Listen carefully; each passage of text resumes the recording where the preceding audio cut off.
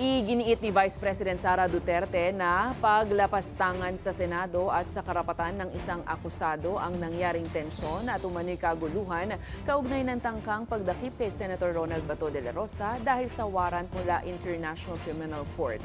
Ayon kay VP Sara, mariin niyang iginiit na walang jurisdiksyon ng International Court at Tribunal sa loob ng Pilipinas.